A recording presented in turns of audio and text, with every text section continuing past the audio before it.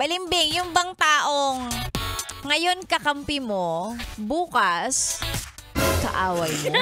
Pwede mo ring sabihin na ang balimbing ay parang doble cara.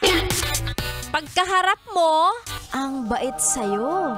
Pero pag nakatalikod ka, ay be, kung ibenta ka, kung pagtaksilan ka, kung siraan ka, akala mo ang laki ng kasalanang nagawa mo sa kanila. Grabe, doble cara. Well, alam ko naman it's a year of the wooden snake, sabi nga sa Chinese calendar. Pero hindi naman ibig sabihin na yung ganyang klase ng ugali, malaahas na ugali, itatago, ikikip natin ngayong taon. Kung balimbing, be, make up your mind.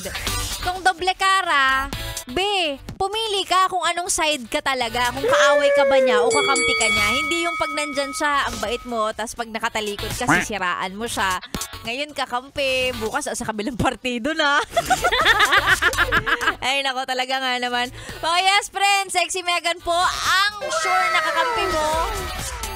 Ay, hindi kita pagtataksilan, be. Kasi umpisa pa lang, pag talagang ayaw ko sa'yo, hindi ako magpapanggap na gusto kita, mabait ako sa'yo. Hindi ko kaya. Pag hindi ako okay, hindi talaga ako okay sa'yo, be. Pag magkaaway talaga tayo. Napayes ka ba sa napanood mo, yes friend? Alam mo na ang gagawin mo, ha? Hit like and subscribe. And click the notification bell para ma-update ka namin. Kung gusto mo, mag-comment ka pa. Hindi ka namin iisnabin. Go, yes, friend!